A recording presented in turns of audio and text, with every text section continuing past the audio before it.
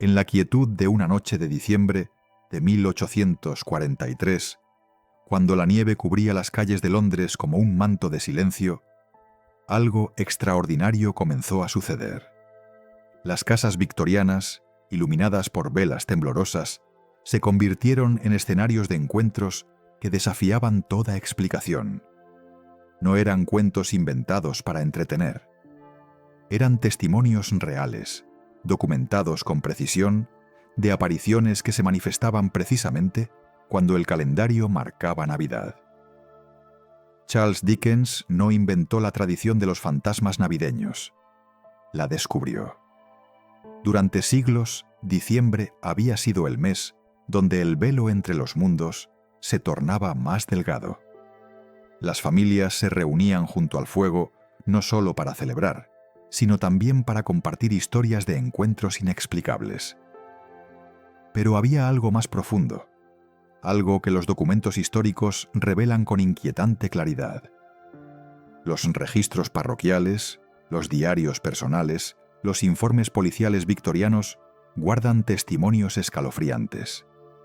Apariciones en mansiones antiguas durante la cena navideña. Voces infantiles cantando villancicos en casas donde no había niños. Figuras espectrales caminando por corredores helados la noche de Nochebuena. Cada relato, fechado, firmado, verificado por múltiples testigos. Hay algo en la Navidad que invoca lo inexplicable. Quizás sea el silencio profundo de las noches invernales, cuando el mundo parece detenerse. Este espacio existe para explorar juntos esos misterios, en estas horas donde la oscuridad invita a la reflexión.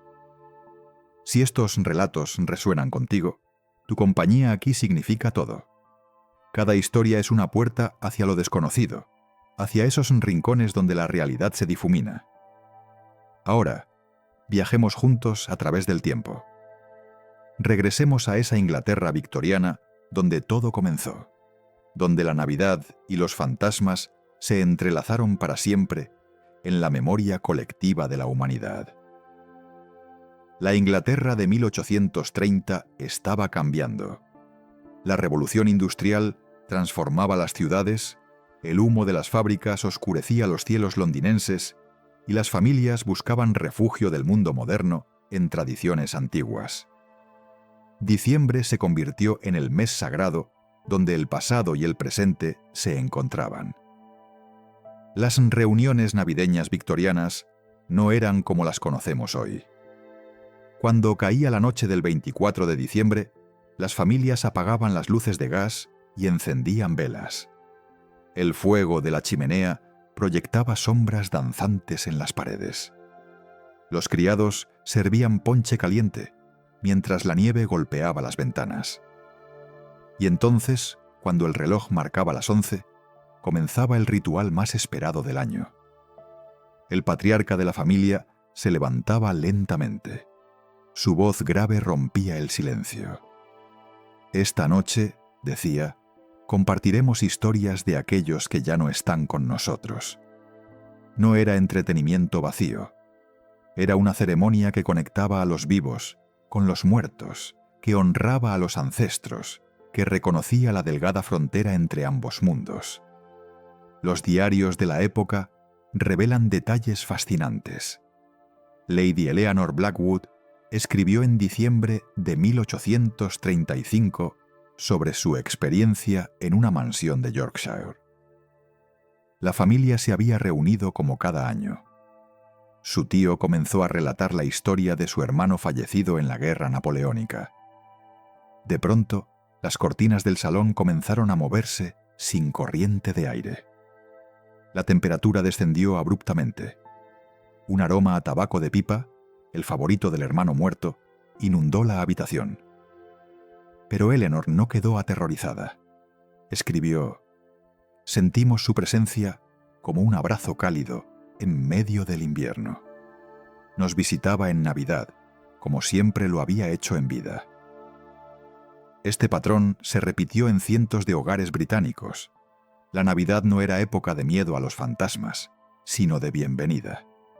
La tradición tenía raíces más antiguas que la era victoriana. Los celtas celebraban el solsticio de invierno como el momento donde los espíritus caminaban libremente entre los vivos. Los romanos honraban a sus muertos durante las Saturnales de diciembre. El cristianismo absorbió estas costumbres paganas, transformándolas en rituales navideños. Los victorianos simplemente refinaron lo que siempre había existido. Charles Dickens comprendió esto mejor que nadie. En 1843 publicó Cuento de Navidad. La historia de Ebenezer Scrooge y los tres fantasmas no era ficción fantástica para los lectores victorianos. Era un reflejo de sus propias experiencias. Miles de familias afirmaban haber recibido visitas espectrales durante las festividades. Dickens simplemente escribió lo que todos ya sabían. El libro desató una ola de interés sin precedentes. Las editoriales comenzaron a publicar compilaciones de encuentros fantasmales navideños. Ghost Stories for Christmas se convirtió en un género literario propio. Pero detrás de cada relato publicado existían docenas de testimonios reales, cartas enviadas a periódicos, declaraciones juradas ante notarios. El periódico The Times de Londres dedicaba páginas enteras cada diciembre a reportes de apariciones. En 1847 publicaron el testimonio de la familia Ashford.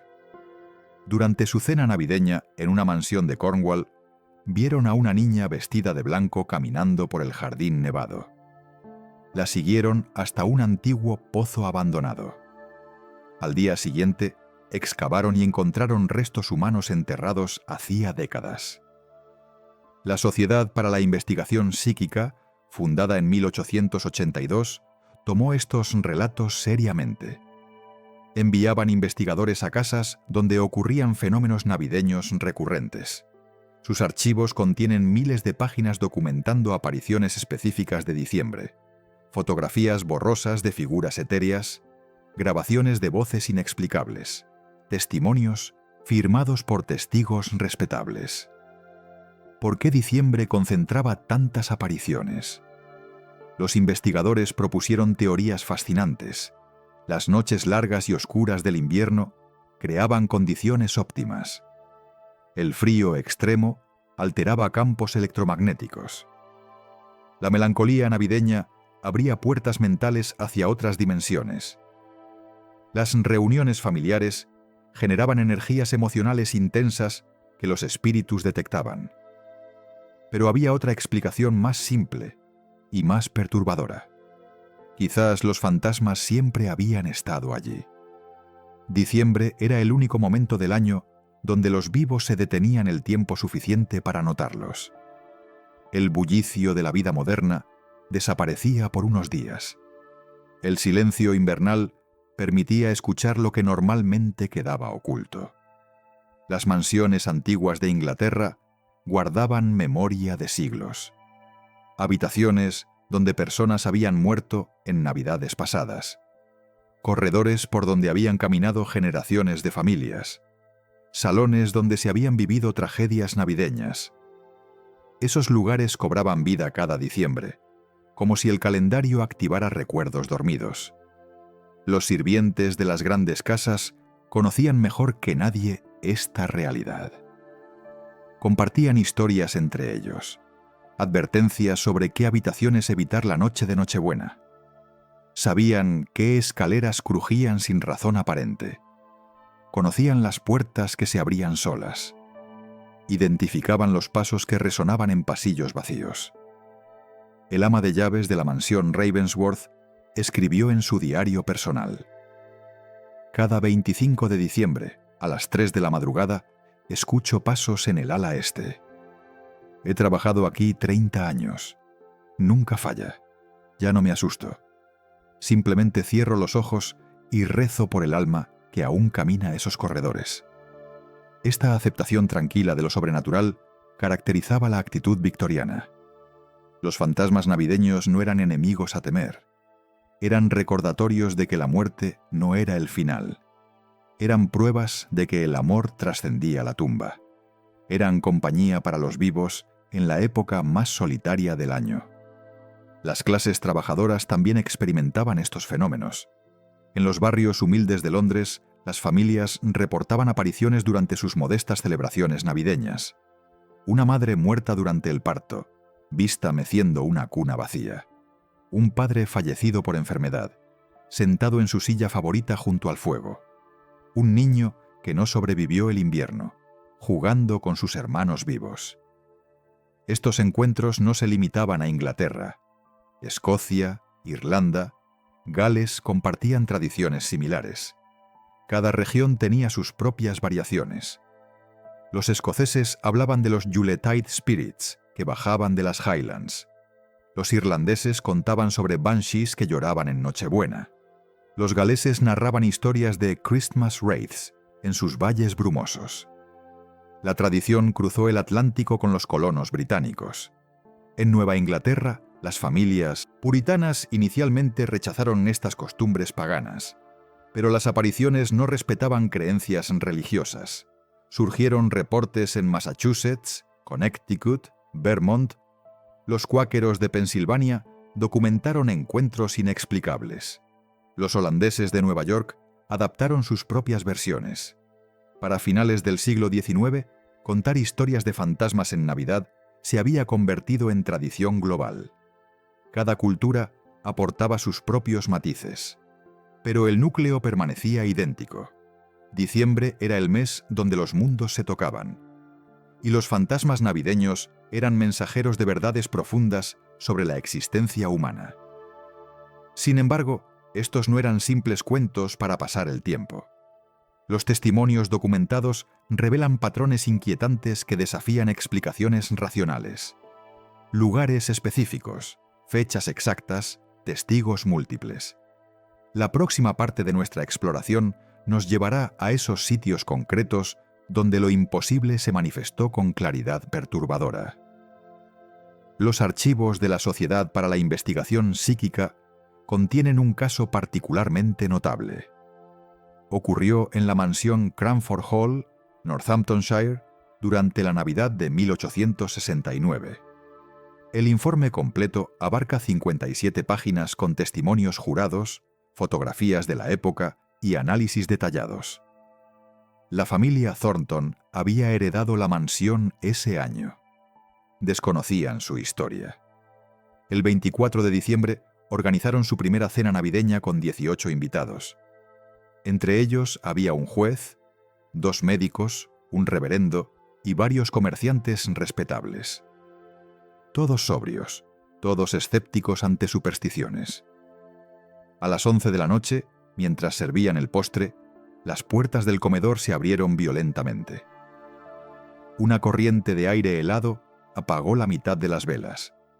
Los invitados vieron una figura femenina vestida con ropas de hace siglos. Caminaba lentamente hacia el extremo de la mesa. Su rostro mostraba una expresión de profundo sufrimiento. 3 personas se desmayaron. El juez Pemberton, conocido por su racionalismo, se puso de pie. «¿Quién eres?», preguntó con voz firme. La figura se detuvo. Giró su cabeza hacia él. Sus labios se movieron, pero no emitieron sonido. Entonces señaló hacia una pared específica del comedor y desapareció. El silencio posterior duró varios minutos. Nadie hablaba. El doctor Morrison, uno de los médicos presentes, verificó los pulsos de los desmayados. Todos mostraban síntomas de shock severo. La temperatura del comedor había bajado 15 grados en segundos. Las ventanas estaban cerradas. No había explicación lógica para la corriente de aire. Al día siguiente, el señor Thornton investigó la pared que la aparición había señalado. Detrás de los paneles de madera encontraron una cámara secreta. Dentro había un esqueleto humano y un diario fechado en 1640. El diario pertenecía a Lady Catherine Cranford, quien describía su encierro forzado por su esposo celoso. Murió de hambre en esa habitación durante la Navidad de 1641. Los 18 testigos firmaron declaraciones juradas. Todos describieron la misma figura con detalles idénticos. El caso fue investigado durante meses. Los escépticos intentaron encontrar explicaciones. Alucinación colectiva, fraude elaborado, histeria grupal. Ninguna teoría resistió el escrutinio. Los hechos permanecieron inexplicables. Este patrón se repitió en docenas de ubicaciones. La residencia Borley en Essex reportaba apariciones navideñas desde 1700. Una monja fantasmal caminaba por los jardines cada 25 de diciembre. El fenómeno era tan confiable que los lugareños organizaban vigilias para presenciarlo. Año tras año, la figura aparecía exactamente a la medianoche. Harry Price, el investigador paranormal más famoso de Inglaterra, estudió Borley extensivamente. Instaló cámaras fotográficas, termómetros, detectores de movimiento. Su equipo documentó temperaturas que descendían 30 grados en minutos. Fotografiaron formas nebulosas que no tenían fuente física. Grabaron sonidos inexplicables, pasos, susurros, llantos. En Escocia, el castillo de Glamis guardaba secretos aún más oscuros. La familia real británica pasaba allí algunas navidades. Los sirvientes conocían las reglas no escritas. Ciertas habitaciones permanecían cerradas durante diciembre. Nadie caminaba por el ala norte después de medianoche. Y absolutamente nadie mencionaba al habitante gris frente a los invitados. Pero los accidentes ocurrían. En Navidad de 1893, un invitado desorientado abrió la puerta equivocada. Encontró una habitación vacía, iluminada por luz de luna. En el centro, una figura masculina observaba por la ventana. El invitado preguntó si necesitaba algo. La figura se giró. No tenía rostro, solo una superficie lisa y gris, donde deberían estar los rasgos. El hombre huyó gritando. Desarrolló fiebre alta. Deliró durante 3 días hablando sobre el hombre sin cara que espera en Glamis. Los médicos diagnosticaron shock nervioso severo. Nunca recuperó completamente su salud mental. La familia real mantuvo el incidente en secreto, pero los sirvientes lo recordaron generación tras generación. Irlanda aportaba sus propios relatos escalofriantes. El castillo de Leap, en el condado de Offaly, experimentaba actividad paranormal intensa cada diciembre. Los residentes reportaban ver a una niña pequeña corriendo por los pasillos. Siempre lloraba. Siempre buscaba algo. Los investigadores descubrieron que una niña había sido asesinada allí durante una cena navideña en 1400. Las apariciones navideñas no se limitaban a mansiones aristocráticas. Las casas comunes también las experimentaban. En Birmingham, una familia obrera reportó en 1875 que su hijo, fallecido, los visitaba cada Nochebuena. Aparecía sentado en su cama, sonriendo. No hablaba. Simplemente permanecía allí durante unos minutos antes de desvanecerse. La familia no sentía miedo. Consideraban estas visitas un regalo de Navidad. ¿Por qué estos encuentros ocurrían específicamente en diciembre? Los investigadores psíquicos propusieron varias teorías basadas en sus observaciones. La primera sugería que las emociones intensas de la temporada creaban resonancias que los espíritus detectaban. El amor, la nostalgia, la melancolía generaban frecuencias que atravesaban el velo entre dimensiones. La segunda teoría se centraba en el solsticio invernal. El 21 de diciembre marca el día más corto del año. Culturas antiguas creían que la oscuridad máxima debilitaba las barreras naturales. Lo que normalmente permanecía oculto podía manifestarse brevemente. Los fantasmas aprovechaban esta ventana temporal. Una tercera explicación involucraba la memoria residual de lugares.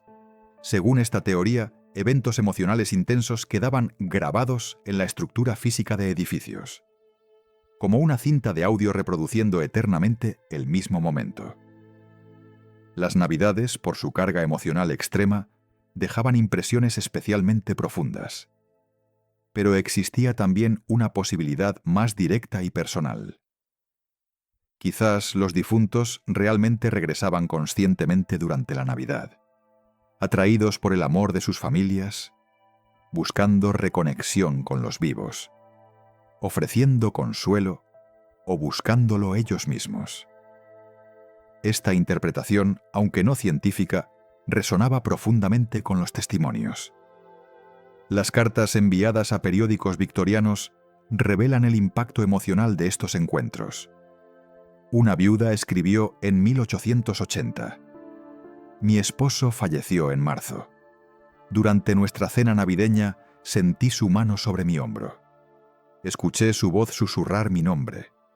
Sé que parece locura, pero ese momento me dio paz. Ya no temo la muerte. Sé que nos reuniremos nuevamente». Los médicos de la época debatían estas experiencias. Algunos las atribuían a duelo extremo causando alucinaciones. Otros reconocían que ciertos fenómenos escapaban explicación médica. El doctor William Barrett, profesor de física y miembro fundador de la Sociedad para la Investigación Psíquica, argumentaba que descartar todos los testimonios era tan anticientífico como aceptarlos todos sin crítica. Las investigaciones documentaban patrones consistentes. Las apariciones navideñas típicamente ocurrían entre las 11 de la noche y las 3 de la madrugada. Coincidían con descensos drásticos de temperatura. Los testigos reportaban sentimientos de presencia antes de ver algo visible. Los animales domésticos reaccionaban con minutos de anticipación, ladrando o huyendo. Algunos casos mostraban inteligencia evidente. No eran simples repeticiones mecánicas. En Yorkshire, una familia reportó en 1860 que su abuelo fallecido aparecía cada Navidad, pero no siempre en el mismo lugar. Se manifestaba donde la familia se reunía ese año específico. Los seguía si cambiaban de residencia. Esto sugería conciencia y voluntad. Las fotografías de la época añaden otra dimensión inquietante. La tecnología fotográfica permitía exposiciones largas. Muchas familias victorianas tomaban retratos grupales navideños. Al revelar las placas, algunos descubrían figuras adicionales que no habían estado presentes. Rostros borrosos entre los vivos, siluetas translúcidas en el fondo, formas inexplicables junto a las personas reales.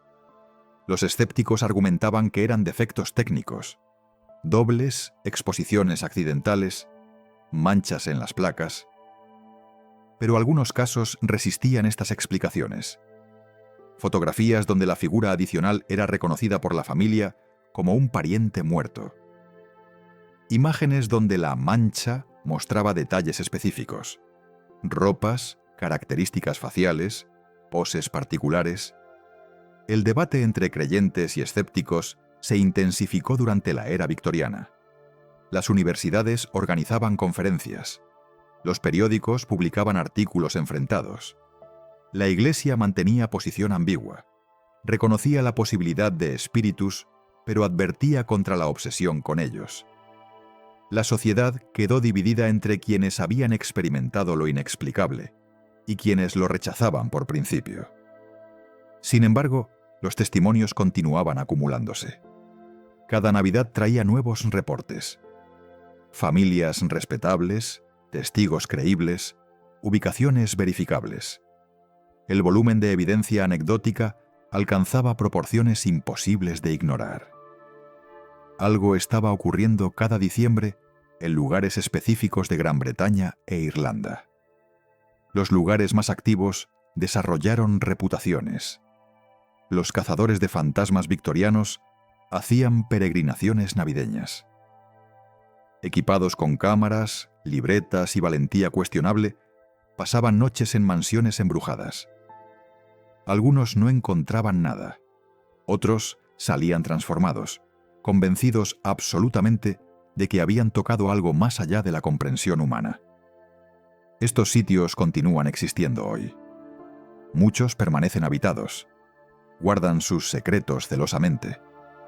Otros se han convertido en museos o hoteles. Y cada diciembre, sin falta, los reportes resurgen. Como si el calendario activara algo antiguo, algo que conecta nuestro presente con incontables navidades pasadas. Ahora exploraremos los lugares específicos donde esta conexión es más fuerte. La mansión Borley se alza en Essex como monumento a lo inexplicable. Construida en 1863 sobre los restos de un monasterio medieval, acumuló más reportes paranormales que cualquier otra estructura británica. Pero su actividad alcanzaba su punto máximo cada Navidad, transformándose en epicentro de manifestaciones que desafiaban toda lógica. El reverendo Henry Bull construyó la mansión para su familia. Desde la primera Navidad que pasaron allí, en 1863, experimentaron fenómenos perturbadores. Campanas que sonaban sin ser tocadas, pasos resonando en habitaciones vacías, susurros en idiomas antiguos, y la figura de una monja que caminaba por los jardines nevados cada 25 de diciembre a medianoche. Los hijos del reverendo Bull documentaron meticulosamente estas apariciones. El mayor, Harry Bull, llevaba un diario donde registraba cada incidente. Su entrada del 25 de diciembre de 1875 describe: la monja apareció nuevamente. Vestida de gris, caminó desde el bosque hasta el antiguo pozo. Mis hermanas y yo la seguimos a distancia prudente. Al llegar al pozo, simplemente se desvaneció. El aire donde había estado olía a flores de primavera imposible en pleno invierno. La leyenda local explicaba la aparición. En el siglo XIII, una monja del convento cercano se había enamorado de un monje. Planearon huir juntos durante la Navidad. Fueron descubiertos. El monje fue ejecutado. La monja fue emparedada viva en los muros del convento. Desde entonces, cada Navidad buscaba a su amante perdido, caminando eternamente el camino que debieron tomar juntos. Harry Price llegó a Borley en 1929. Su investigación duró años, convirtiéndose en el estudio paranormal más exhaustivo jamás realizado. Price instaló equipo de medición científica, cámaras automáticas, termógrafos, detectores de movimiento primitivos. Su equipo pasó incontables noches en vigilia, especialmente durante diciembre. Los resultados fueron asombrosos. Las cámaras captaron formas nebulosas que se movían con propósito. Los termógrafos registraban descensos de temperatura de 20 grados en segundos, concentrados en áreas específicas. Los detectores de movimiento se activaban en secuencias que sugerían algo caminando por pasillos definidos. Y durante la Navidad, la actividad se multiplicaba exponencialmente. Price documentó el 24 de diciembre de 1934. Su equipo había preparado la mansión con todos sus instrumentos. A las 11:50 de la noche, todos los termómetros bajaron simultáneamente. A medianoche exacta, las cámaras comenzaron a dispararse automáticamente. Cuando revelaron las fotografías, mostraban una figura femenina translúcida moviéndose por el jardín, siguiendo la misma ruta que los Bull habían descrito 60 años antes. Pero Borley guardaba más secretos que solo la monja. En el ala este de la mansión, una habitación específica era conocida como el cuarto azul. Nadie dormía allí durante diciembre. Los inquilinos que lo intentaban despertaban con sensación de sofocación, como si manos invisibles presionaran sus gargantas. Algunos reportaban ver a un hombre joven de pie junto a la cama, mirándolos con expresión de furia. La investigación histórica reveló que en 1792 un sirviente había asesinado a su amo en esa habitación durante la cena de Navidad. Celos por una sirvienta eran el motivo. El asesino fue ahorcado, pero antes de morir, juró que regresaría cada Navidad para terminar lo que había comenzado. Y al parecer, cumplió su promesa. El castillo de Glamis, en Escocia, presentaba un perfil diferente pero igualmente inquietante. Residencia de la familia real británica, su historia abarcaba más de 1000 años. Los muros de piedra habían presenciado nacimientos, muertes, traiciones y tragedias innumerables, y cada una parecía dejar una marca indeleble que se manifestaba durante las Navidades. El secreto más oscuro de Glamis involucraba al monstruo. Según rumores susurrados entre sirvientes, en 1840 nació un niño terriblemente deformado en la familia Lyon, propietaria del castillo. En vez de enviarlo a una institución, lo mantuvieron oculto en una habitación secreta. Vivió allí durante décadas, cuidado por sirvientes jurados al silencio. Murió finalmente en edad avanzada, habiendo pasado toda su existencia encerrado. La habitación donde supuestamente vivió el monstruo permanece sellada. Su ubicación exacta es secreto familiar, transmitido solo a los herederos masculinos al cumplir 21 años. Pero durante diciembre, especialmente en Nochebuena, los sirvientes reportan escuchar golpes desesperados desde algún lugar de los muros. Sonidos de arrastre, como si algo pesado se moviera con dificultad. Y gemidos que parecen provenir de garganta deformada.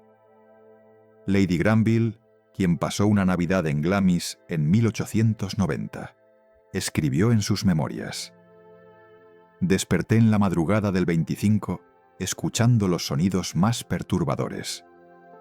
Parecía alguien arrastrándose por el corredor fuera de mi habitación. Golpes irregulares contra las paredes, respiración trabajosa y jadeante. Me quedé inmóvil en la cama, aterrorizada. Al amanecer mencioné el incidente. La anfitriona palideció y cambió rápidamente de tema. Nunca he olvidado esos sonidos». Pero Glamis albergaba múltiples presencias. La dama gris aparecía en la capilla durante las misas navideñas. Los feligreses la veían arrodillada en el último banco, sus labios moviéndose en oración silenciosa.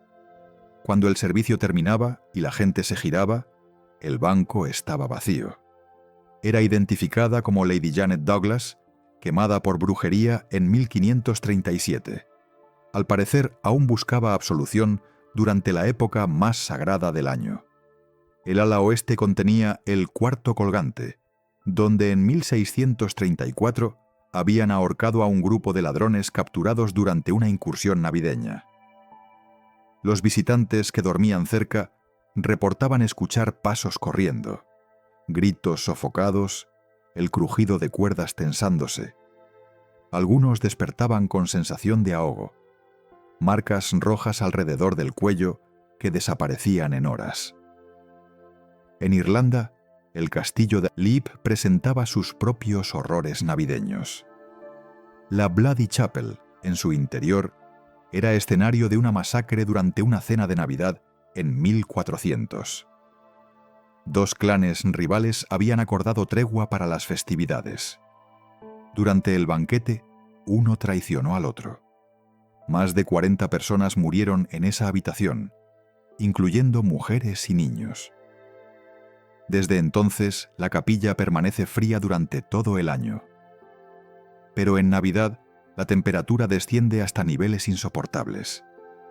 Los visitantes reportan escuchar el choque de espadas, gritos de terror, súplicas por misericordia.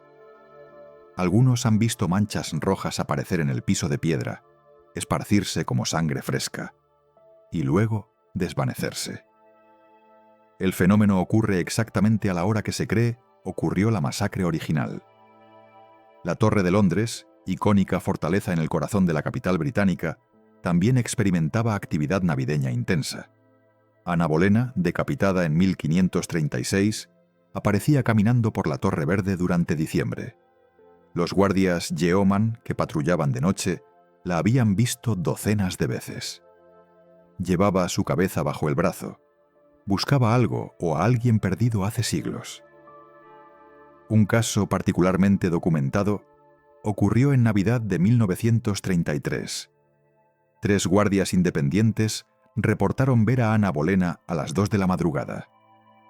Descripciones idénticas. Vestido verde Tudor, expresión melancólica, caminando lentamente hacia la capilla de San Pedro Advíncula, donde estaba enterrada. El oficial al mando registró el incidente oficialmente. No fue el primero ni el último. Winchester Castle, en Hampshire, guardaba el fantasma de Lady Alice Lisle, ejecutada en 1685. Durante las Navidades victorianas, las familias que residían en apartamentos del castillo reportaban escuchar una voz femenina cantando villancicos antiguos. La voz provenía de la habitación donde Lady Alice había pasado su última Navidad antes de la ejecución. Cuando investigaban, encontraban la habitación vacía, pero impregnada con aroma a canela y clavo, especias navideñas de la época Tudor. ¿Por qué estos lugares específicos concentraban actividad paranormal navideña? Los investigadores notaron patrones. Primero, todos tenían historias de tragedias ocurridas durante diciembre. Muertes violentas, traiciones, sufrimientos intensos sucedidos precisamente durante las festividades. Como si el contraste entre celebración y horror dejara cicatrices especialmente profundas. Segundo, eran estructuras antiguas con cientos de años de historia continua. Habían presenciado incontables Navidades. Generaciones de personas habían vivido, amado, sufrido y muerto entre sus muros. Esa acumulación de experiencia humana parecía crear algo similar a memoria colectiva del lugar. Tercero, todos contenían elementos arquitectónicos de épocas medievales o Tudor. Piedra antigua, pasadizos secretos, habitaciones selladas. Los investigadores especulaban que ciertos materiales o configuraciones espaciales podían retener energías de maneras que la ciencia aún no comprendía. El doctor Simon Marsden, fotógrafo especializado en lugares embrujados, visitó todos estos sitios durante diciembre. Sus fotografías capturaron anomalías consistentes, orbes luminosos, nieblas que no correspondían con condiciones meteorológicas, sombras que no tenían fuente física. Pero más perturbador era lo que él mismo experimentaba. Cada ubicación lo afectaba emocionalmente de maneras específicas. En Borley sentía melancolía profunda. En Glamis, pavor primitivo. En Leap, furia intensa. Marsden teorizaba que los lugares embrujados no solo contenían presencias externas, amplificaban emociones de visitantes, creaban resonancia entre vivos y muertos.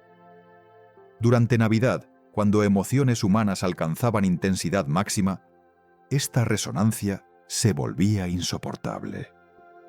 El velo entre mundos no solo se adelgazaba, prácticamente desaparecía en estos puntos específicos del mapa. Las personas que trabajaban en estos lugares desarrollaban adaptaciones psicológicas. Los guardias de la Torre de Londres aprendían a ignorar apariciones. Los sirvientes de Glamis memorizaban qué corredores evitar en diciembre. El personal de Borley trataba los fenómenos paranormales como parte rutinaria del trabajo. La familiaridad no eliminaba el miedo, pero lo volvía manejable. Sin embargo, visitantes ocasionales carecían de esta preparación. Los turistas que pagaban por pasar la noche en estas ubicaciones durante Navidad frecuentemente se marchaban prematuramente. Hoteles construidos en castillos embrujados ofrecían reembolsos completos sin preguntas. Sabían que un porcentaje significativo de huéspedes navideños no completaría su estancia. Los relatos de estos sitios específicos formaban solo una fracción de lugares activos durante diciembre. Cientos de mansiones, castillos, abadías y residencias comunes experimentaban fenómenos similares. Pero los casos más famosos eran estos, documentados exhaustivamente, investigados rigurosamente, imposibles de descartar como fraude o imaginación. Y entonces había lugares en América que comenzaban a desarrollar sus propias tradiciones de fantasmas navideños. El fenómeno no era exclusivamente británico. Cruzaba océanos, adaptándose a nuevas culturas mientras mantenía su esencia perturbadora. Los próximos testimonios nos llevan al Nuevo Mundo, donde la Navidad despertaba sus propios espíritus. Los colonos británicos trajeron más que tradiciones navideñas a América. Trajeron también sus fantasmas, o al menos la sensibilidad para percibirlos. Las primeras apariciones documentadas en el Nuevo Mundo ocurrieron en Nueva Inglaterra, donde el invierno brutal y el aislamiento creaban condiciones similares a las británicas. Salem, Massachusetts, cargaba peso histórico particular. Los juicios por brujería de 1692 habían dejado cicatrices profundas. 19 personas fueron ejecutadas. Durante la Navidad de 1703, apenas 11 años después de las ejecuciones, comenzaron los reportes de apariciones. Las familias de Salem veían figuras espectrales durante sus reuniones navideñas. Mujeres vestidas con ropas del siglo anterior, caminando por las calles nevadas. Algunas eran reconocidas como las ejecutadas. Bridget Bishop fue vista múltiples veces cerca del lugar de su ahorcamiento. Sarah Good aparecía en la iglesia durante los servicios navideños, sentada en su antiguo banco. El reverendo Cotton Mather, quien había apoyado los juicios, escribió en su diario el 26 de diciembre de 1703. La ciudad está atormentada por visiones de aquellos que condenamos. Aparecen especialmente durante las festividades del nacimiento de Cristo. Me pregunto si esto es juicio divino por nuestros errores o prueba demoníaca de nuestra fe. El peso de la duda me aplasta más que el frío invernal. En Filadelfia, la familia Penn experimentó fenómenos en su mansión durante la Navidad de 1720. William Penn había fallecido 2 años antes. Su viuda y sus hijos se reunieron para su primera Navidad sin él. Durante la cena, todos los presentes sintieron una presencia familiar. El aroma de tabaco de pipa, su favorito, llenó el comedor. La mecedora donde solía sentarse comenzó a moverse suavemente, aunque nadie estaba cerca. La señora Penn escribió a un familiar: «Sé que parecerá fantasía, pero William estuvo con nosotros en Navidad. No tuve miedo, sentí consuelo, como si viniera a asegurarnos que todo estaría bien. Los niños también lo sintieron. El menor preguntó si papá había regresado de su viaje. No supimos qué responder». Las plantaciones del sur desarrollaron sus propias leyendas navideñas. En Carolina del Sur, la plantación Drayton reportaba apariciones de esclavos fallecidos durante diciembre. Los propietarios escuchaban cantos espirituales provenientes de los antiguos barracones, ahora vacíos. Voces de niños jugando donde antes estaban los cuartos de esclavos. Estas manifestaciones incomodaban profundamente a las familias propietarias, confrontándolas con memorias que preferían olvidar. La guerra civil añadió nuevas capas de tragedia y apariciones navideñas. El campo de batalla de Gettysburg, Pensilvania, se convirtió en uno de los lugares más activos. Más de 50.000 soldados habían muerto allí en julio de 1863. Para diciembre siguiente, los granjeros que vivían cerca comenzaron a reportar fenómenos extraños. Las noches navideñas, especialmente, traían manifestaciones intensas. Figuras de soldados caminando por campos nevados. El sonido de disparos y gritos provenientes de áreas ahora vacías. Luces fantasmales moviéndose como linternas en patrullas nocturnas. Los residentes aprendieron a cerrar cortinas y evitar mirar hacia los campos después del anochecer en diciembre. Un veterano que había luchado en Gettysburg regresó al campo de batalla en Navidad de 1865. Escribió en su diario: «Volví al lugar donde murieron mis hermanos. La noche de Navidad caminé entre las tumbas. Escuché sus voces. No eran aterradoras. Sonaban como cuando acampábamos juntos, contando historias junto al fuego. Creo que ellos también recuerdan. creo que la Navidad los trae de regreso, al menos en espíritu. En Nueva Orleans, la herencia francesa y caribeña añadía elementos únicos a las apariciones navideñas. El barrio francés reportaba actividad paranormal intensa durante diciembre. La influencia del vudú y las tradiciones africanas creaban manifestaciones diferentes a las europeas. La mansión La Laurie, escenario de horrores contra esclavos en la década de 1830, era particularmente activa. Durante Navidad, los vecinos reportaban escuchar gritos provenientes del edificio. Algunos veían figuras en las ventanas de pisos superiores, aunque el lugar estaba abandonado. Las historias hablaban de Madame Lalaurie torturando esclavos en su ático. Sus víctimas aún buscaban justicia cada diciembre. El oeste americano aportaba sus propias variaciones. Los pueblos mineros de Colorado y Nevada, donde la violencia era común y la muerte llegaba fácilmente, desarrollaron leyendas de vaqueros fantasma y mineros espectrales apareciendo durante Navidad.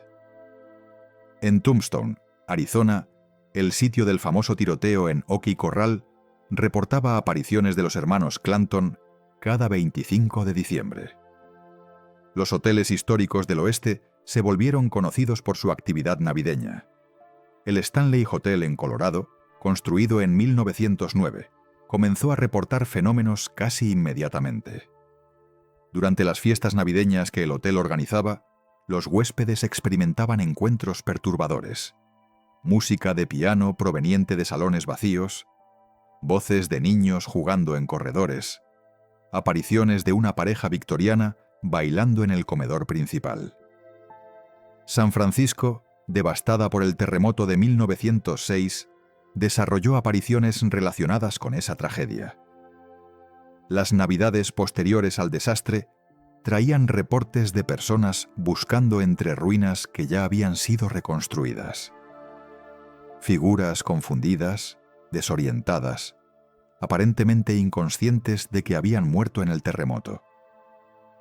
Buscaban a sus familias, sus hogares. Intentaban completar preparativos navideños interrumpidos abruptamente por la muerte.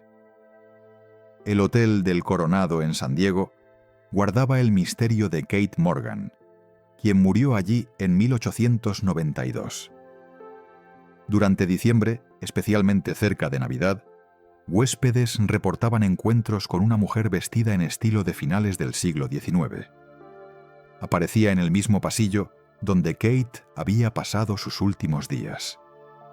Algunos la veían en su habitación original, mirando por la ventana hacia el océano, siempre con expresión de profunda tristeza. Los nativos americanos también tenían sus propias experiencias con espíritus navideños, aunque interpretadas a través de sus propias tradiciones espirituales. Las tribus del norte reportaban que los espíritus de ancestros visitaban durante el solsticio invernal. La llegada de colonos y la imposición del calendario cristiano sincronizaron estas visitas con Navidad. Los chamanes hablaban de un tiempo donde los mundos se tocaban, cuando los muertos podían comunicarse con los vivos. En Alaska, donde el invierno era extremo y las noches duraban casi todo el día, las manifestaciones alcanzaban intensidad particular. Los pueblos inuit tenían ceremonias específicas para el solsticio. Cuando los misioneros cristianos llegaron, estas fechas coincidieron con Navidad. Los reportes de luces extrañas, figuras espectrales y voces en el viento helado se multiplicaron durante diciembre. La ciudad de San Antonio, Texas, con sus misiones españolas antiguas, experimentaba fenómenos que mezclaban tradiciones católicas con tragedias fronterizas. El Álamo, sitio de la famosa batalla de 1836, reportaba actividad durante Navidad. Los guardias nocturnos veían soldados fantasma patrullando las murallas. Escuchaban disparos que resonaban como ecos de aquel asedio fatal. ¿Por qué América desarrolló tan rápidamente sus propias tradiciones de fantasmas navideños? Los investigadores notaban varios factores.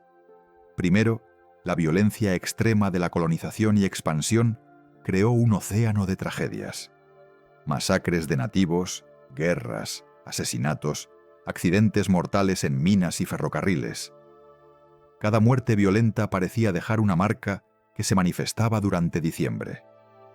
Segundo, la mezcla cultural creaba sincretismos únicos. Tradiciones británicas, francesas, españolas, africanas y nativas se fundían. Las apariciones reflejaban esta diversidad.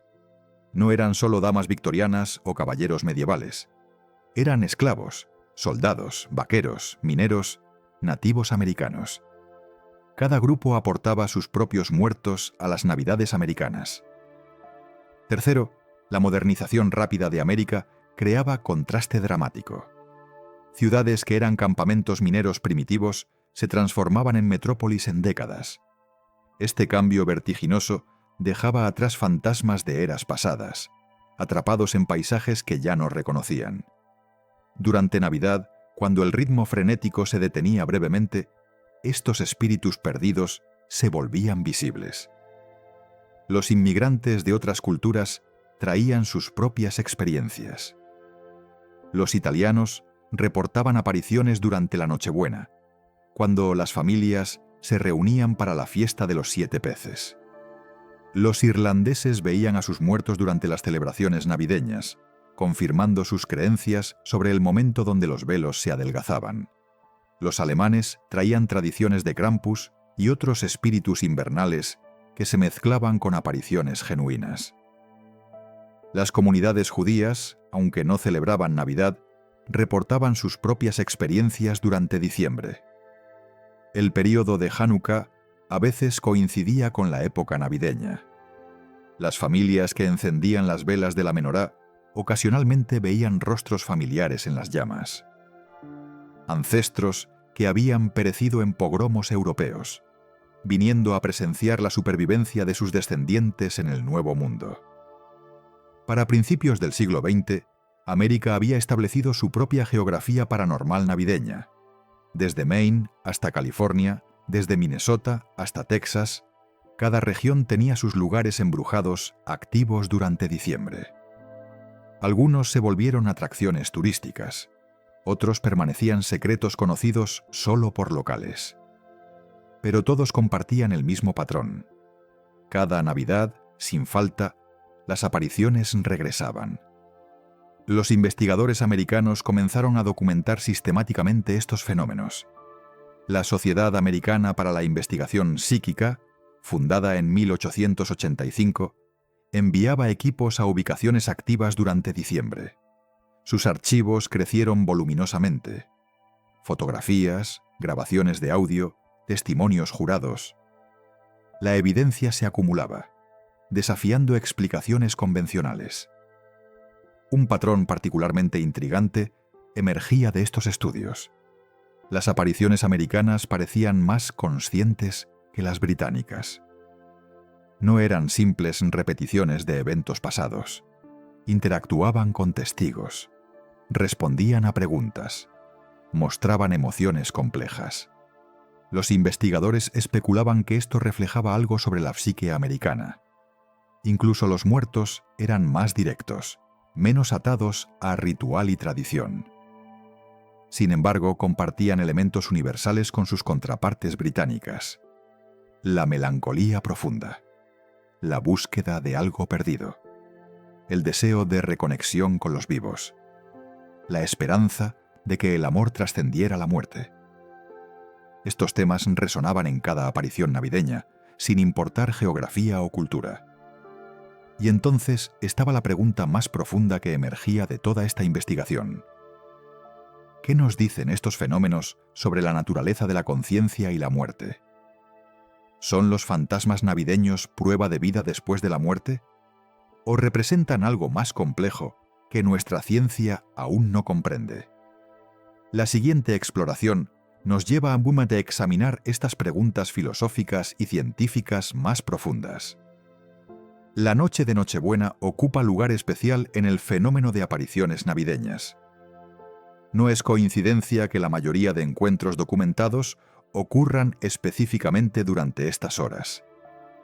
Desde medianoche del 24, hasta el amanecer del 25, algo fundamental cambia en la realidad que experimentamos. Los investigadores psíquicos victorianos notaron este patrón tempranamente.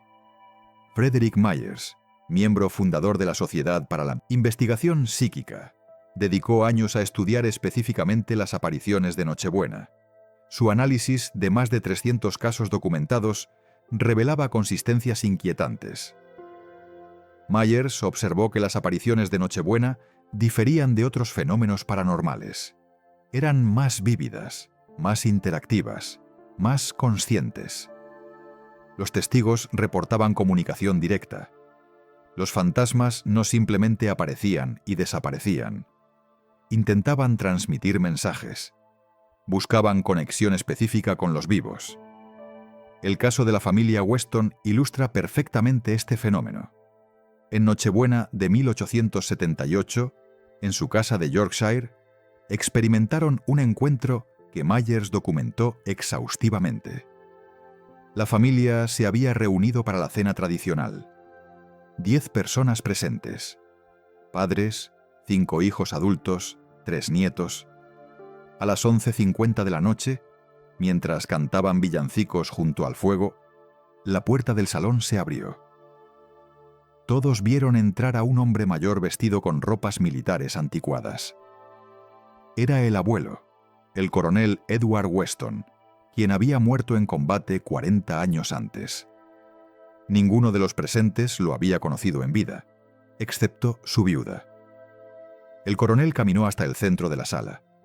Miró a cada persona presente. Entonces habló con voz clara. «He venido a despedirme adecuadamente. No tuve esa oportunidad hace 40 años. Estoy en paz ahora. Vosotros también debéis estar en paz». Caminó hacia su viuda, que lloraba silenciosamente. Extendió su mano hacia ella. Aunque no hubo contacto físico, ella describió sentir calidez inmensa. Luego, simplemente se desvaneció. Myers entrevistó a todos los testigos por separado. Sus descripciones concordaban en cada detalle. El uniforme que describían correspondía exactamente con fotografías del coronel.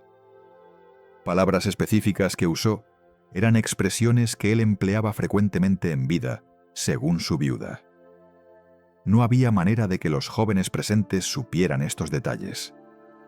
Este patrón de despedidas caracterizaba muchas apariciones de Nochebuena, como si los muertos aprovecharan este momento específico para completar asuntos pendientes, para ofrecer consuelo, para pedir perdón, para expresar amor que la muerte había interrumpido abruptamente.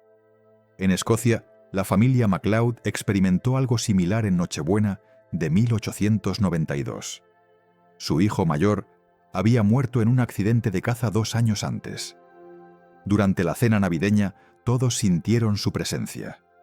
Entonces escucharon su voz, clara como si estuviera presente. «No lloréis más por mí. Estoy donde debo estar. Cuidaos unos a otros. Feliz Navidad». La madre escribió en su diario: «No fue aterrador. Fue el regalo más hermoso que podríamos haber recibido. Saber que Él está bien, que nos observa, que el amor persiste más allá de la tumba. Mi fe siempre me lo había dicho». Pero escuchar su voz nuevamente lo hizo real de manera que ningún sermón podría lograr. Sin embargo, no todas las apariciones de Nochebuena eran consoladoras. Algunas traían advertencias. En Cornwall, la familia Trewarta recibió visita de su patriarca fallecido en Nochebuena de 1865. Apareció con expresión de urgencia. «El barco», dijo simplemente. «No dejéis que zarpe». Luego desapareció. La familia quedó confundida. Al día siguiente, 25 de diciembre, debía zarpar un barco mercante que llevaba parte de su fortuna. Contra toda lógica comercial, siguieron la advertencia. Cancelaron el embarque. El barco zarpó sin su carga.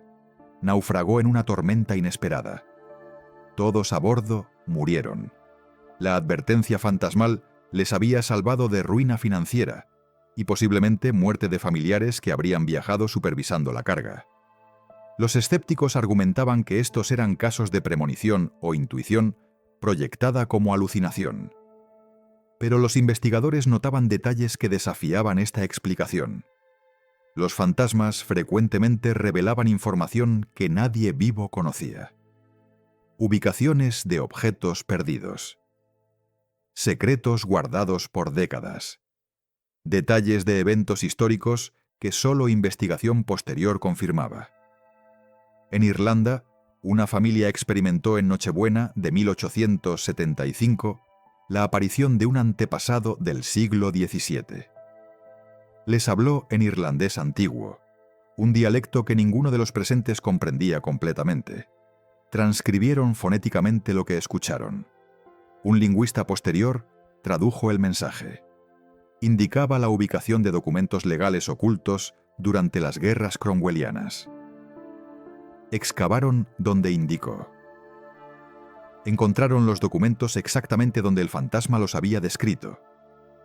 ¿Por qué Nochebuena específicamente permitía estas interacciones? Las teorías abundaban. Algunos investigadores apuntaban al significado religioso. El nacimiento de Cristo, según doctrina cristiana, había vencido la muerte. Quizás esta fecha conmemorativa debilitaba temporalmente las barreras entre vida y muerte. Otros preferían explicaciones más esotéricas. El solsticio invernal ocurría días antes. Los antiguos celtas creían que el período entre solsticio y Año Nuevo era tiempo fuera del tiempo. Las leyes naturales se suspendían. Lo imposible se volvía posible. Nochebuena caía precisamente en este período liminal. Una tercera teoría involucraba la psicología colectiva humana. En Nochebuena, millones de personas simultáneamente se enfocaban en temas similares: amor, familia, recuerdos, pérdida. Esta concentración masiva de conciencia podría crear condiciones únicas, una especie de apertura psíquica colectiva que facilitaba contacto con otras dimensiones. Los niños parecían especialmente receptivos durante Nochebuena. Innumerables casos documentaban niños viendo y conversando con familiares fallecidos, mientras adultos presentes no percibían nada. Los investigadores debatían si los niños poseían sensibilidad natural que la edad embotaba, o si su disposición a creer eliminaba barreras mentales que los adultos erigían.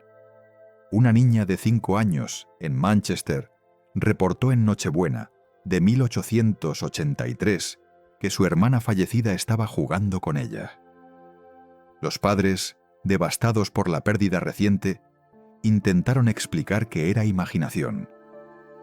Pero la niña describió con precisión un vestido nuevo que había llegado por correo ese día, aún sin abrir.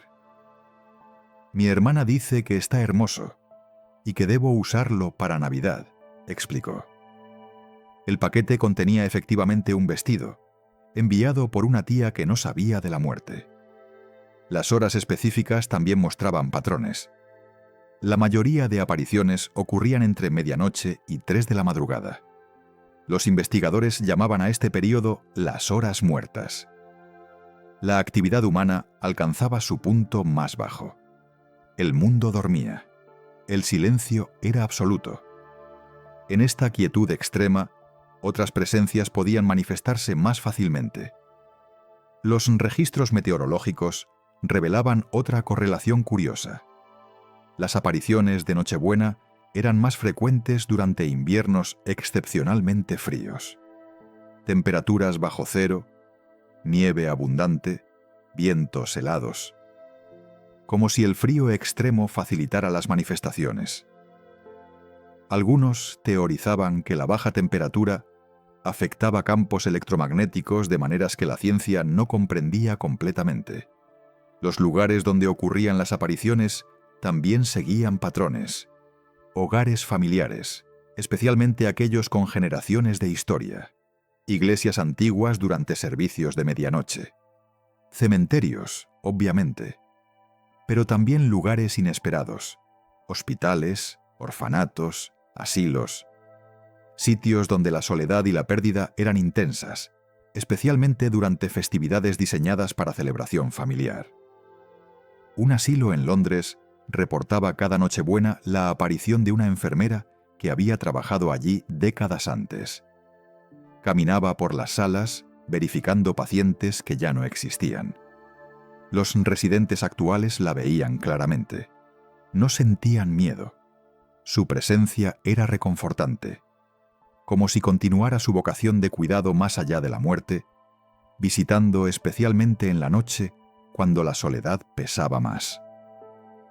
Las estaciones de tren victorianas, lugares de reuniones y despedidas constantes, también experimentaban actividad en Nochebuena. Figuras esperando trenes que nunca llegaban. Personas buscando familiares entre multitudes que no existían. Los empleados ferroviarios conocían estas apariciones. Algunos incluso las saludaban cortésmente, como a cualquier otro viajero perdido en la noche navideña. El fenómeno cruzaba todas las barreras sociales. Ricos y pobres, educados e iletrados, creyentes y escépticos. Todos reportaban experiencias similares. Esto desconcertaba a quienes intentaban explicarlo como simple superstición ignorante. Los testimonios incluían científicos, jueces, médicos, profesores universitarios, personas cuyas carreras dependían de pensamiento racional y evidencia empírica. El doctor Henry Sidgwick, filósofo y presidente de la Sociedad para la Investigación Psíquica, experimentó personalmente una aparición en Nochebuena de 1887. Como escéptico entrenado, había pasado años estudiando estos fenómenos desde distancia académica. Su encuentro lo transformó. Escribió: «Ya no puedo mantener simple curiosidad intelectual sobre este tema. He visto con mis propios ojos. He escuchado con mis propios oídos. Mi hermano, muerto 5 años, estuvo presente en mi sala en Nochebuena. No fue sueño, no fue alucinación. Fue tan real como cualquier otra percepción sensorial que he experimentado. Ahora debo reexaminar todas mis asunciones sobre la naturaleza de la realidad». Este tipo de conversión no era raro entre investigadores. Comenzaban como escépticos buscando desacreditar las afirmaciones. Terminaban como creyentes después de experiencias directas que no podían racionalizar. El fenómeno de Nochebuena parecía diseñado específicamente para desafiar certezas y abrir mentes. Pero también generaba preguntas perturbadoras. Si los muertos realmente regresaban en Nochebuena, ¿dónde estaban el resto del año? ¿Por qué esta fecha específica? ¿Sufrían los espíritus alguna forma de existencia consciente en el ínterin? ¿O simplemente se activaban en ciertos momentos, como grabaciones reproduciéndose automáticamente? Las respuestas variaban según quién preguntaras. Los espiritistas creían en vida después de la muerte consciente y continua. Los fantasmas eran almas reales eligiendo visitar en momentos significativos. Los ocultistas proponían planos dimensionales donde los muertos existían paralelamente a los vivos. Los científicos materialistas buscaban explicaciones en física cuántica y campos electromagnéticos. Ninguna teoría explicaba completamente todos los casos. La complejidad y variedad de fenómenos de Nochebuena resistía reducción a modelo simple. Quizás diferentes tipos de apariciones tenían diferentes orígenes, o quizás el fenómeno era tan fundamentalmente extraño que nuestras categorías conceptuales eran inadecuadas para comprenderlo. Lo único indiscutible era la consistencia del patrón. Cada Nochebuena, en miles de ubicaciones, personas experimentaban algo extraordinario. El peso de testimonio acumulado a lo largo de siglos hacía imposible descartar todo como fantasía. Algo real estaba ocurriendo. Algo que conectaba el 24 de diciembre con realidades normalmente ocultas. Y mientras el mundo moderno avanzaba, con su tecnología y racionalismo, el fenómeno persistía. Las apariciones de Nochebuena continuaban, indiferentes al escepticismo científico, como si respondieran a leyes más antiguas que la ciencia humana, a verdades que precedían y trascendían nuestros sistemas de conocimiento. Las voces que resonaban en la oscuridad navideña cantaban melodías que aún debemos aprender a escuchar. Entre todos los fenómenos paranormales navideños, las voces y villancicos espectrales ocupan categoría particularmente inquietante. No son manifestaciones visuales que pueden descartarse como trucos de luz o imaginación sobrecargada. Son sonidos audibles, frecuentemente grabados, escuchados por múltiples testigos simultáneamente. Y cantan canciones que nadie vivo en la habitación conoce. El primer caso documentado exhaustivamente ocurrió en la Catedral de Canterbury en Nochebuena, de 1852. El coro había terminado su servicio. La catedral estaba vacía, cerrada para la noche. El sacristán realizaba su ronda final cuando escuchó voces cantando en el crucero norte. Se aproximó cautelosamente, esperando encontrar rezagados. El canto se volvía más claro. Un himno navideño en latín medieval. Pero al entrar al crucero, encontró el espacio completamente vacío. Las voces continuaban. Provenían de todas direcciones simultáneamente. Cantaban con técnica coral perfecta, armonías complejas que requerían docenas de voces entrenadas. El sacristán huyó aterrorizado. Regresó con el decano de la catedral y 2 guardias. Todos escucharon el mismo fenómeno. El canto continuó durante 15 minutos más. Luego cesó abruptamente a medianoche exacta. El decano ordenó investigación discreta. Descubrieron que el himno específico había sido cantado por primera vez en esa catedral en Nochebuena de 1218. Este patrón se repitió en catedrales e iglesias antiguas por toda Gran Bretaña. Los investigadores compilaron cientos de reportes. Las características comunes eran asombrosamente consistentes. Voces masculinas principalmente, cantando en latín o idiomas antiguos.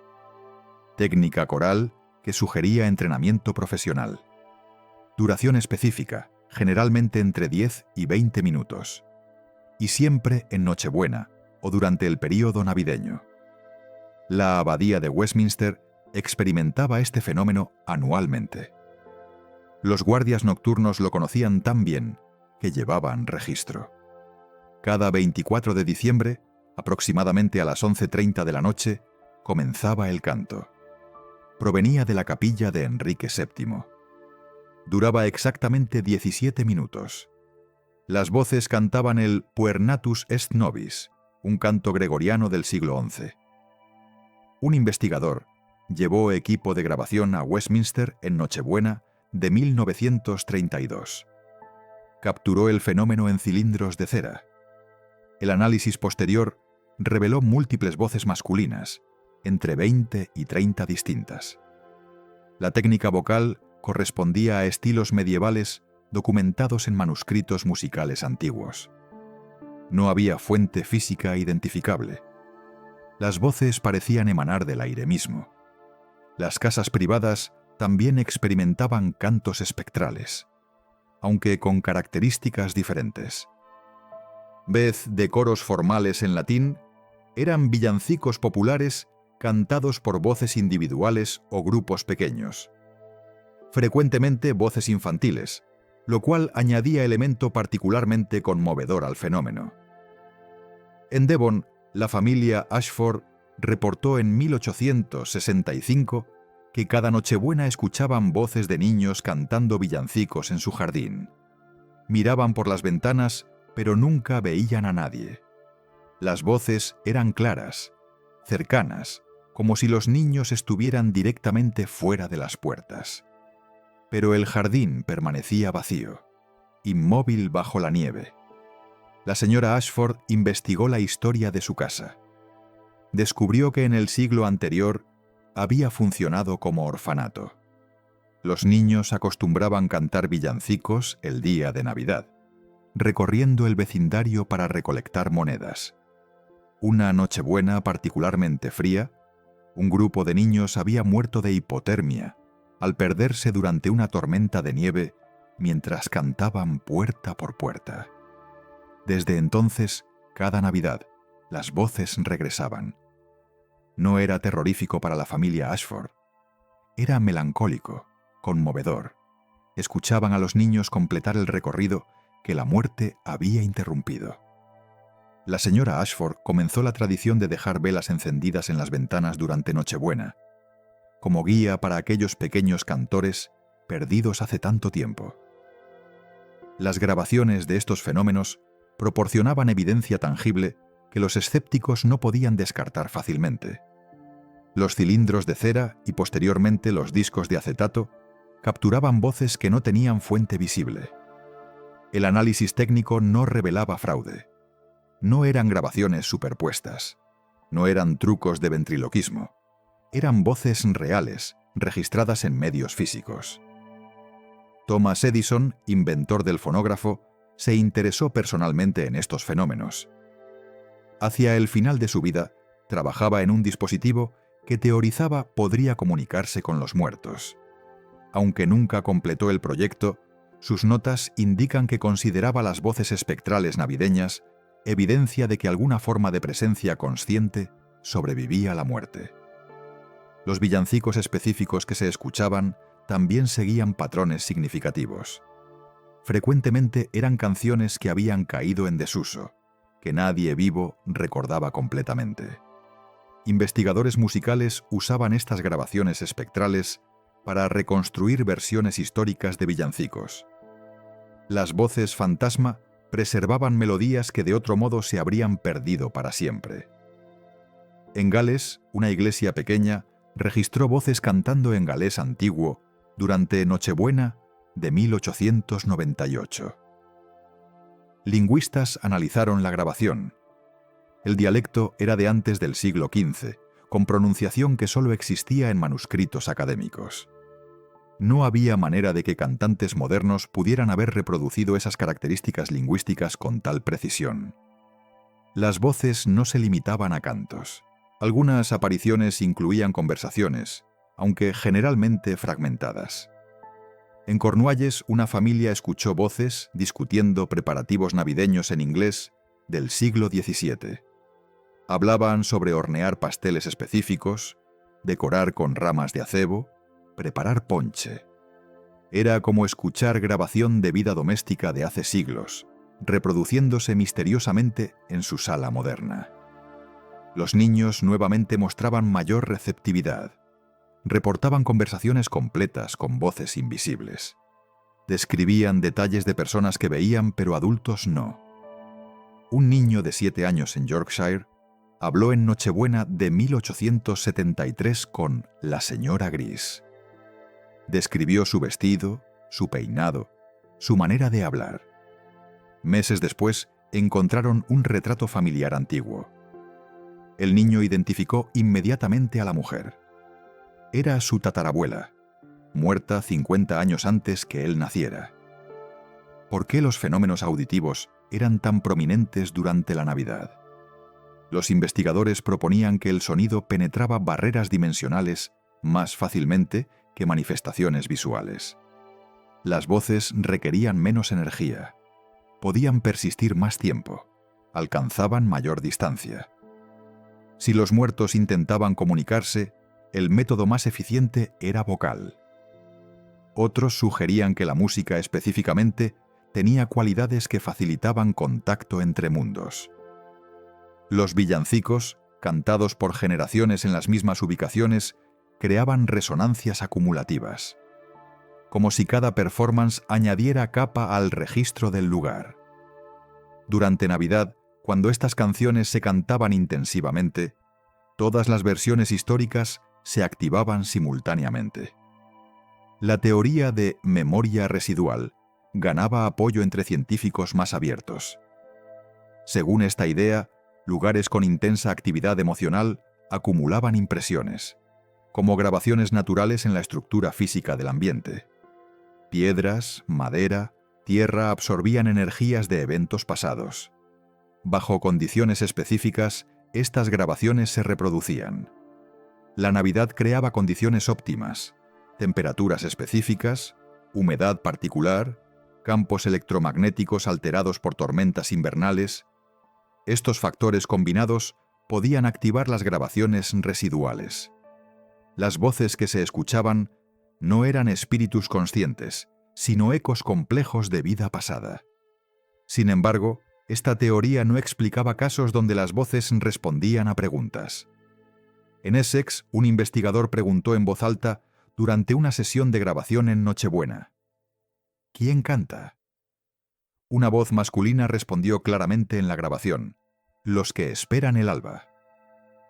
Esta interacción sugería conciencia, no simple reproducción mecánica.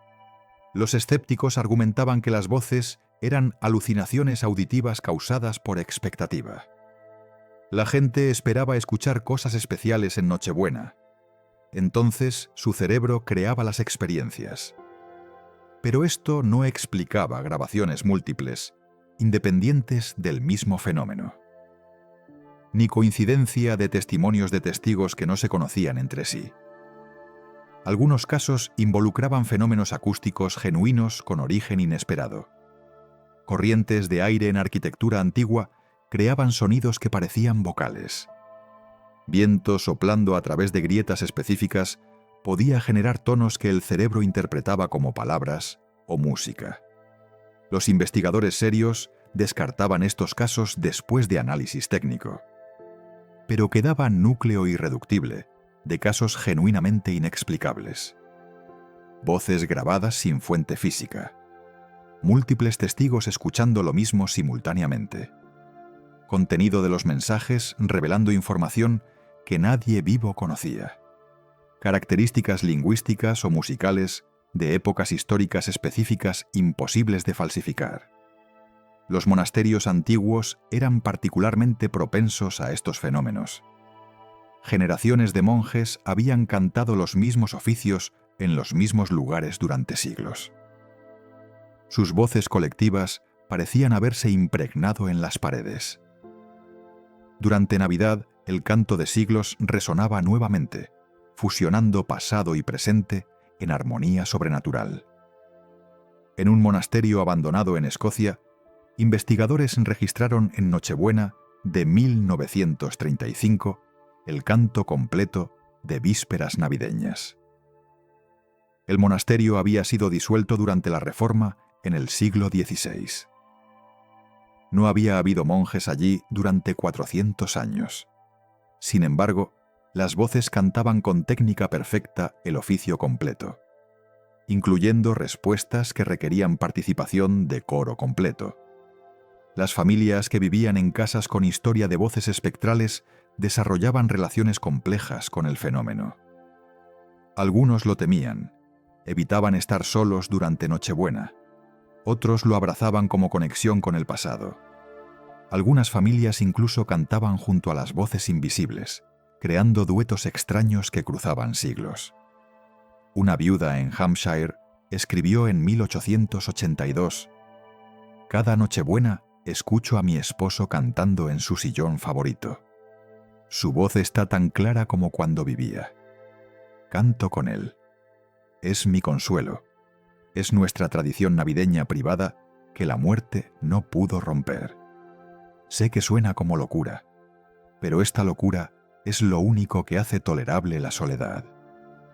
Los hospitales psiquiátricos victorianos recibían pacientes cada año después de Navidad, personas que afirmaban escuchar voces.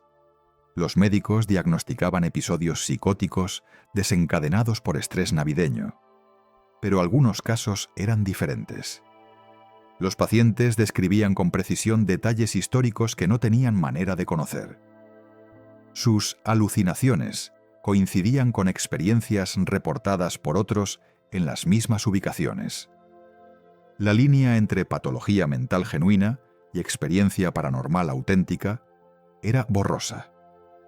Los investigadores reconocían la dificultad de distinguir. Esto no significaba que todas las experiencias fueran alucinaciones. Significaba que el fenómeno era suficientemente complejo para resistir categorización simple. Hacia el siglo XX, la tecnología de grabación mejorada permitía documentación más sofisticada. Los investigadores usaban múltiples micrófonos, triangulaban orígenes de sonido, aplicaban análisis espectral. Los resultados continuaban siendo inquietantes. Las voces espectrales navideñas mostraban características acústicas anómalas. Frecuencias fuera del rango vocal humano normal. Patrones de resonancia que no correspondían con física de sonido convencional. Sin embargo, persistían. Cada Navidad, en incontables ubicaciones, las voces cantaban. Villancicos antiguos en lenguas muertas. Conversaciones fragmentadas de vidas hace tiempo terminadas. Susurros de secretos enterrados con los muertos. Y ocasionalmente, claramente, inequívocamente, nombres de vivos siendo llamados desde la oscuridad, por aquellos que supuestamente ya no podían hablar. Las melodías continúan, esperando oídos dispuestos a escuchar lo que el silencio oculta. La investigación científica de fenómenos paranormales navideños comenzó seriamente con la fundación de la Sociedad para la Investigación Psíquica en 1882. Por primera vez, académicos respetados aplicaban metodología rigurosa a lo que previamente había sido dominio de superstición y anécdota. Sus hallazgos transformaron el debate sobre fantasmas navideños. William Barrett, profesor de física en el Royal College de Dublín, fue pionero. Había experimentado personalmente fenómenos inexplicables durante una Navidad en Irlanda. Su formación científica rechazaba explicaciones sobrenaturales, pero su honestidad intelectual no podía ignorar lo que había presenciado. Decidió investigar sistemáticamente. Barrett desarrolló protocolos experimentales revolucionarios. Entrevistas estructuradas con testigos. Verificación cruzada de testimonios. Documentación fotográfica cuando era posible. Mediciones de temperatura, humedad, campos electromagnéticos. Usaba múltiples observadores independientes. Registraba meticulosamente cada detalle. Su objetivo era separar hechos verificables de interpretaciones subjetivas. Sus primeras investigaciones se centraron en casas con reportes consistentes de actividad navideña. Instalaba equipos de medición semanas antes de diciembre. Registraba valores base durante períodos normales. Luego comparaba con lecturas durante el período navideño cuando se reportaban fenómenos. Los resultados eran fascinantes. En ubicaciones con actividad paranormal reportada, sus instrumentos detectaban anomalías consistentes. Descensos súbitos de temperatura sin fuente física identificable. Fluctuaciones en campos electromagnéticos que no correspondían con actividad eléctrica normal. Variaciones en presión atmosférica interna que desafiaban explicación arquitectónica. Pero lo más intrigante eran las fotografías. Barrett usaba cámaras con exposición larga, técnica estándar de la época. En ubicaciones específicas, durante el período navideño, las placas revelaban formas nebulosas. No eran defectos técnicos. Aparecían consistentemente en los mismos lugares. Tenían estructura, casi sugerían forma humana. Y solo aparecían durante diciembre. Frederick Myers llevó la investigación más lejos. Compiló base de datos masiva de reportes paranormales, enfocándose especialmente en apariciones navideñas. Más de 2.000 casos documentados, cada uno investigado, verificado, clasificado según características específicas. Aplicó análisis estadístico, buscando patrones. Myers descubrió correlaciones sorprendentes. Las apariciones navideñas ocurrían desproporcionadamente en estructuras construidas antes de 1700. Casas con historia de muerte violenta mostraban actividad 5 veces mayor que promedio. Ubicaciones donde múltiples generaciones de una familia habían vivido tenían probabilidad más alta de fenómenos. También encontró patrones temporales. El pico de actividad ocurría entre 24 y 26 de diciembre. Pero había incremento gradual desde principios de diciembre, y actividad residual que continuaba hasta Año Nuevo. como si diciembre completo fuera período de transición, con Nochebuena como punto culminante. Los experimentos controlados planteaban desafíos únicos.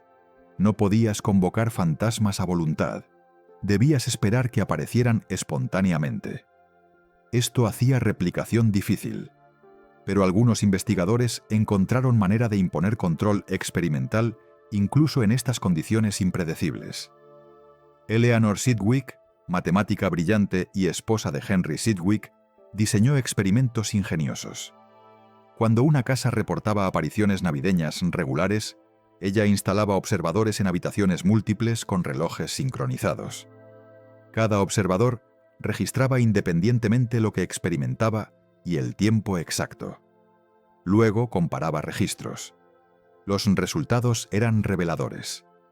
Cuando fenómenos genuinos ocurrían, múltiples observadores independientes reportaban experiencias consistentes en tiempos concordantes. Veían la misma figura, escuchaban los mismos sonidos, sentían los mismos cambios de temperatura. Las coincidencias eran estadísticamente significativas, imposibles de atribuir a azar. Pero también identificó muchos casos donde testimonios no concordaban, donde expectativa o sugestión habían creado experiencias ilusorias. Su trabajo ayudó a desarrollar criterios para distinguir fenómenos genuinos de psicología humana normal operando en situaciones estresantes. El desarrollo de fotografía mejorada en finales del siglo XIX abrió posibilidades nuevas. Cámaras más sensibles, emulsiones mejores, técnicas de revelado refinadas. Los investigadores podían intentar capturar visualmente lo que testigos reportaban ver. Sir William Crookes, químico y físico distinguido, aplicó experiencia técnica a fotografía paranormal. Desarrolló métodos para detectar fraude, marcas en placas, control de cámaras, verificación de cuarto oscuro. Luego fotografió ubicaciones con actividad navideña documentada. Sus placas revelaron anomalías inquietantes. En una mansión de Yorkshire, con 200 años de reportes navideños, capturó serie de fotografías durante Nochebuena de 1895. Varias mostraban formas translúcidas que no correspondían con nada presente durante la exposición. Análisis microscópico eliminó manipulación o defecto técnico. Las formas estaban realmente en las placas. Crookes fue cauteloso con interpretación. No afirmó prueba concluyente de fantasmas, pero reconoció que sus fotografías mostraban algo anómalo, algo que merecía investigación científica seria, no descarte automático como superstición. La llegada del siglo XX trajo tecnologías adicionales. Fonógrafos permitían grabar sonidos, detectores electromagnéticos más sensibles, termógrafos que registraban patrones de temperatura continuamente. Los investigadores psíquicos adoptaban cada avance tecnológico, esperando que instrumentos objetivos pudieran revelar lo que percepción humana encontraba ambiguo. Harry Price se convirtió en figura dominante de investigación paranormal durante período entreguerras. Su estudio de Borley Manor estableció estándares para investigación de campo. Usaba equipo extensivo, cámaras de cine, grabadoras de audio, detectores de movimiento, sensores de temperatura, incluso contadores Geiger para medir radiación. Durante Navidad de 1934, Price instaló equipo completo en Borley. Su equipo mantuvo vigilia continua del 24 al 26 de diciembre. Los resultados fueron documentados exhaustivamente en su libro posterior. Temperaturas descendiendo 30 grados en minutos específicos. Objetos moviéndose sin contacto visible. Sonidos grabados que no tenían fuente identificable. Fotografías mostrando formas nebulosas. Los escépticos atacaron el trabajo de Price vigorosamente. Alegaban fraude, mala interpretación de datos, observadores crédulos. Price respondió con documentación meticulosa. Invitaba a escépticos a participar en investigaciones. Algunos aceptaban. Varios salían transformados, su escepticismo erosionado por experiencia directa. El debate entre creyentes y escépticos se intensificó durante las décadas de 1920 y 30. Publicaciones científicas publicaban artículos enfrentados. Universidades organizaban simposios. La investigación psíquica luchaba por legitimidad académica mientras enfrentaba rechazo de comunidad científica dominante. Parte del problema era metodológico. Los fenómenos paranormales, por naturaleza, resistían replicación controlada. No podías hacer aparecer fantasma cuando querías. Esto violaba principio científico fundamental. Experimentos deben ser replicables bajo condiciones controladas. Pero algunos argumentaban que este estándar era inapropiado. Muchos fenómenos naturales legítimos no eran replicables a voluntad. Rayos, terremotos, auroras boreales. La dificultad de replicación no invalidaba automáticamente el fenómeno. Simplemente requería metodologías diferentes, más parecidas a astronomía o vulcanología que a física experimental. Los físicos cuánticos comenzaban a descubrir realidades que resonaban extrañamente con afirmaciones de investigadores psíquicos. Partículas que existían en múltiples estados simultáneamente hasta ser observadas. Conexiones instantáneas entre partículas separadas espacialmente. Observadores afectando lo observado. Quizás la realidad era más extraña de lo que la física clásica había asumido. Algunos investigadores aventuraron teorías que unificaban física cuántica con fenómenos paranormales. Proponían que conciencia humana interactuaba con realidad cuántica de maneras no comprendidas. Que observación consciente podía colapsar funciones de onda en configuraciones específicas. Que los fantasmas eran manifestaciones cuánticas, existiendo en superposición hasta ser observados.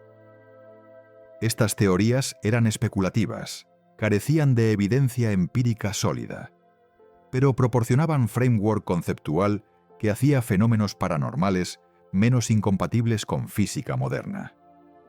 Habrían posibilidad de que algo real estaba ocurriendo, incluso si mecanismos eran profundamente misteriosos. La psicología también aportaba perspectivas importantes. Carl Jung desarrolló concepto de inconsciente colectivo, repositorio compartido de símbolos, arquetipos, memorias ancestrales. Quizás las apariciones navideñas eran proyecciones de este inconsciente colectivo. No fantasmas externos, sino contenido psíquico interno manifestándose en condiciones específicas. Esta interpretación preservaba realidad de experiencias mientras ofrecía explicación psicológica. Las personas realmente veían y escuchaban cosas. Pero las fuentes eran internas, no externas. Los fantasmas navideños eran reales como fenómeno psicológico, incluso si no eran espíritus desencarnados literales. Sin embargo, esta teoría tenía problemas. No explicaba evidencia física, fotografías, grabaciones, mediciones instrumentales. No explicaba casos donde múltiples testigos independientes experimentaban fenómenos idénticos. El inconsciente colectivo era concepto útil, pero no resolvía completamente el misterio. Hacia mediados del siglo XX, la investigación paranormal había establecido varios puntos sólidos. Primero, algo anómalo definitivamente ocurría durante Navidad en ubicaciones específicas. El volumen de testimonios, la consistencia de reportes, la evidencia instrumental hacían imposible descarte total. Segundo, fuera lo que fuera, seguía patrones detectables. No era caos aleatorio. Había regularidad temporal, concentración geográfica, características consistentes. Esto sugería fenómeno natural siguiendo leyes, aunque leyes que aún no comprendíamos. Tercero, la experiencia transformaba a los testigos. Personas que experimentaban apariciones navideñas genuinas cambiaban fundamentalmente. Su relación con mortalidad, con significado existencial, con naturaleza de realidad, se alteraba permanentemente. Esto tenía valor, independiente de explicación científica. Cuarto, el fenómeno resistía reducción a explicación simple.